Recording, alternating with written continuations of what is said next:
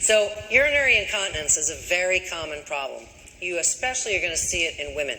And it can happen with age, it can happen after babies, it can happen with weight gain, it can happen with loss of not exercising on a regular basis, loss of muscle tone, but it can affect a whopping 1 in 21 people, women way more than men in their earlier years. So involuntary loss of urine, is that inconvenient?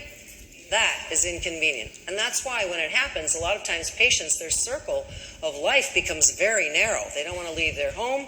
They end up going to the drugstore and buying what? You can't get them at Victoria's Secret. Depends. Right. Talk about a weird name for an underwear product. But you can't get designer Depends. Although they do have floral designed ones now. I know because I've had to help my mom with these. And so it is a huge problem. A lot of patients are just so ashamed. You may be the first person they tell because they trust you. Who's the most trusted profession? Nurses and nursing, exactly. So all we need to do is become the healthiest trusted profession. Then we'll really be going for it. So there are 3 different types of incontinence. Urge incontinence is when patients can't stop having the urge to go. It's like that commercial, gotta go, gotta go, gotta go. They just went, they still have to go. That's when the bladder loses its ability to kind of control itself. And it just contracts when there's no good reason. It could contract when there's 10 cc's of urine in there. It shouldn't contract unless there are several hundred cc's in the bladder. So that's called urge incontinence. Stress incontinence is when a woman or a man jumps, laughs, coughs, sometimes even with sexual relations, loses their urine. Now that puts a real damper on a relationship. So that's when the door won't stay shut. What do we call the door? The sphincter. And so that can happen as well after childbirth with weight gain, sometimes for no good reason. What's the most common type of incontinence? Mixed. And so then you have all the different combination of symptoms. And that's really very distressing to patients. So what do? There's so much we can do as nurse practitioners. And the first thing we want to do is go through all of the fluids that can be irritating to the bladder. And literally, patients can get dramatic relief by eliminating these liquids that are on the list. Now, sometimes cutting back helps, but often it's the elimination that makes the difference, pun intended. So you want them to have comfortable elimination. So you want to kind of really get their attention and say, look, cutting back may help, but if it doesn't, cutting out may be your only option. And when they ask you what they should drink, you know what the answer is. Just a little, water. Just a little weight loss can make a big difference in these patients. Just a little weight loss. Regular voiding can help too, because as females, I'm going to use us as an example, we're taught to never go by a bathroom, right? It's like chasing squirrels. Oh, bathroom, gotta go. Oh, bathroom, gotta go. And we can actually shrink our bladders down to the size of a pea by doing that. So how many of you have been on a family trip when you were younger and you just went to the bathroom, your parents go, oh, did you go to the bathroom? Go again. Because they don't want to have to stop when you're in the car. How many of you as parents say that to your kids?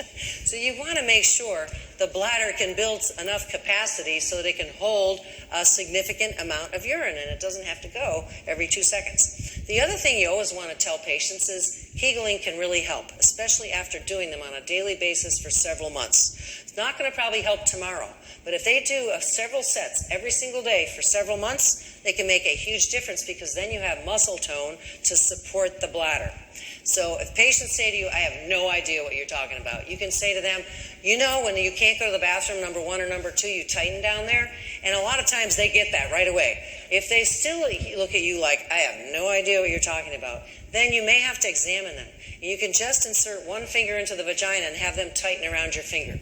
If they still can't do that, they have no mind-muscle connection, and what are you going to have to do? You're going to have to refer them to urogynecology. You're going to have to refer them for biofeedback and treatment because they can't sort of contract that muscle, which is really important in order to hold your urine. So minimizing fluids after dinner, especially with elders, is important. When should elders especially take diuretics? Right at bedtime? Hours in advance, so they're not rushing to the bathroom in the middle of the night and falling over their phone cord like my mother likes to do. She likes her phone with a cord attached. So I'm like, Mom, it's 2019. You still got a cord with a phone with a cord attached. That's like having a slide rule. I like my phone. Okay, so anyway, she wrestles with the cord. and just last week fell down again. It's like, why? Why? So overactive bladder management. We try to avoid anticholinergics, but sometimes we have to use them until lifestyle management really takes kind of the place of them. But what you always have to remember is elders are already anticholinergic. That's their life. They're dry. They can't spit. They can't, they don't have much salivation. The saying is, can't see, can't pee, can't spit, can't blank, defecate. We'll say that because we can say that out loud. So we want to avoid anticholinergics if we can. If we can't, then there's one go-to anticholinergic that has fewer side effects that are anticholinergic, and that's Myrbetriq, better known as Myrbetriq. And it works really well, and it's more geared toward beta-3 receptors, so it's not likely as much to cause those side effects. So the other thing is in postmenopausal women, we already talked about it, a little dab of estrogen can really, really help these patients, especially over time. And the little dab is helpful because a tube of estrogen can be very expensive. It's been around since the 1960s, and it's still prohibitively expensive under most people's health insurance. So if you know somebody going on a cruise, have somebody pick up some estrogen when they're in the Caribbean or in Mexico. Cheap. Get a few tubes. It's really worthwhile thinking about. Biofeedback can help. Pelvic PT can help. Pessaries sometimes are used. Surgery is last resort. It's not what you're going to recommend first line. So you have an otherwise healthy 55-year-old, I'm going to say postmenopausal woman, who has been diagnosed with overactive bladder. What will help manage her symptoms? How many of you think pretty much everything on this list except number 2? Yeah, everything on this list except surgery. Surgery is last resort. We try not to recommend that unless we absolutely have to. So 1, 3, 4, 5, 6. And guess what? It's time to talk about STIs. So what did I say earlier?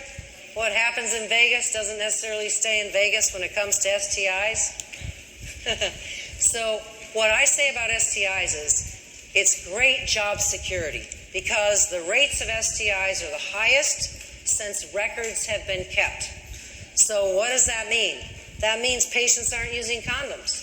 And that means you will never be out of a job. How many of you have seen a lot of STIs already as students? Yeah, it's shocking. And most patients don't know they have them. Most patients don't know that they could transmit them. And that's why I sometimes joke about having eHarmony, but also for folks with STIs, they can go to eDisharmony. But, they don't even know they have them, so that would be worthless.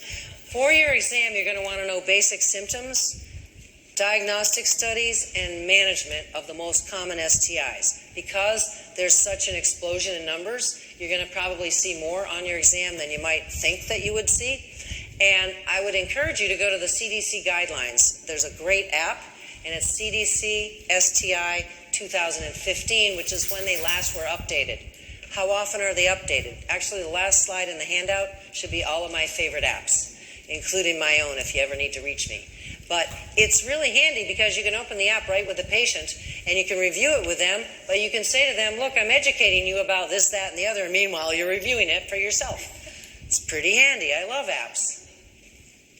So these are the conditions that you're going to want to review. HIV, BV, chlamydia, gonorrhea. I used to say to my daughter when she was a teenager, chlamydia is not a flower. Used to be the cover of a brochure. Chlamydia is not a flower. One time I came home, she had all my STI books open. She was a teenager. She'd had some friends over. I'm like, how come you didn't even close them up and put them away? She says, I didn't have time. I don't care if you know. They needed to hear what they need to hear. So I thought that was pretty great. A little peer education. So trichomonas is on the list. Syphilis is on the increase as of the mid-2000s. That's when patients started surviving HIV as a chronic disease. And that's when we started seeing, we started seeing an increase again in syphilis, especially in women. So hone your skills on that. And also sexual assault. Remember, the risk is 1 in 3 to 1 in 4 women have been sexually assaulted, sexually traumatized. So you're going to see a lot of that in practice. Some of you may be sane examiners. Anybody sane examiners in here? You may be thinking, I'm kind of insane myself, but I'm a clinician. Just kidding. But good job. That's great that you do that. I know you work in an underserved area too, so awesome. So name that STI is the game we're going to play, kind of like Jeopardy. If you can sing Jeopardy, we could kind of get that going, but you don't want to hear me sing. So often associated with no symptoms in females, but can cause chronic pelvic pain and infertility. In fact, 75% of women have no symptoms of this. Chlamydia, exactly. Chlamydia, good job. Chlamydia. And what do we usually test with chlamydia?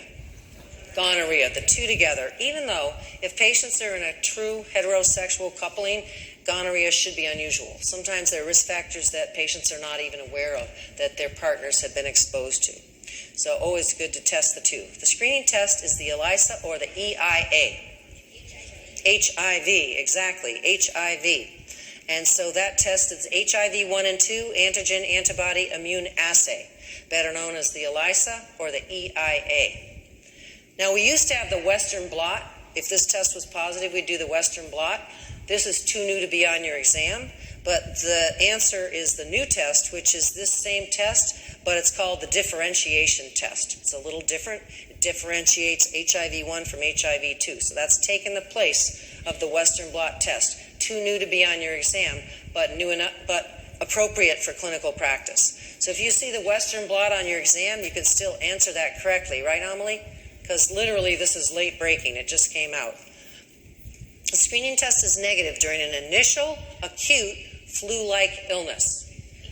HIV, good job, HIV. So you've got to keep in mind that the CDC wants us to screen everybody for HIV unless they're exceedingly low risk, which means we have more patients at risk for having HIV that may have flu-like symptoms where you might not suspect they're at risk. So you just got to always be thinking HIV, HIV, HIV. Of the about 50,000 new cases a year in this country, about 25% don't report any high-risk behaviors. That's very scary. So if HIV is suspected during an acute flu-like illness, what test should be ordered? The NAT test, exactly. I always think of swatting bugs. The NAT test. And that's the nucleic acid test, better known as the RNA qualitative assay, also Aptima, the Aptima test. So you're apt to see the Aptima test out in clinical practice. Do you need more time on that one? I know you got to write it down, so. Everybody got it? Okay, good job. Coming down the home stretch. This produces malodorous vaginal discharge. They may walk in with what I call an ambulatory whiff test, and you're like, last door on the left. Bring in the crime tape. Just kidding. BV and trick. BV is number one. If you have your choice on an exam question, BV is number one, that foul, fishy odor. And you may or may not even need to add KOH to it. You may have what they call an ambulatory whiff test. In any case, it's a quality of life issue, really. Anything that infects the vaginal area can cause an abnormal vaginal discharge. So it could be herpes, could be trichomonas, but by far the number one is BV. All right, so this STI may cause frothy yellow discharge, or, this is new research, be asymptomatic, especially in women over 40. Trick, exactly. And it's tricky because we now know, pun intended, that as many as 10 to 15% of women over 40 may harbor trichomonas asymptomatically. Maybe they've had it for decades, maybe they got it recently on e-disharmony. Who knows? But you're going to see, just because they're over 40 doesn't mean they always have a yeast infection. They could have an STI. Remember to ask age of sexual partners, especially in patients that are over 25 years of age. Maybe they got somebody that they are commingling with that's 22 or 23, and they could be high risk. So trichomoniasis is the answer for that. Remember that chlamydia is unusual in both men and women over the age of 25, but it's still possible. So, FYI. The nucleic acid amplification test is used for screening of two very common STIs. Actually, I'm just going to tell you gonorrhea and chlamydia. So usually we do the two together, but again, it's unlikely you have to worry about gonorrhea if they're just in a closed heterosexual relationship. Problem is sometimes they're not, and we don't know and they don't know. So always better to do the two tests together. This STI is asymptomatic in 75% of women and can cause chronic pelvic pain and infertility. I think I already mentioned it. Starts with C. Yeah, chlamydia. Good job. Chlamydia. Who should be screened yearly for chlamydia and gonorrhea per the CDC guidelines? Men and women under the age of 25. Exactly. Men and women under the age of 25, or if they have a younger partner and they're over 25. This STI has been increasing, especially in women, since the mid-2000s. Syphilis. Great job. Syphilis. RPR is used for screening. That hasn't changed. That's the same. What is the term for an initial painless lesion associated with syphilis? A chancre. Good job. And what's another term for syphilis that refers to the actual organism?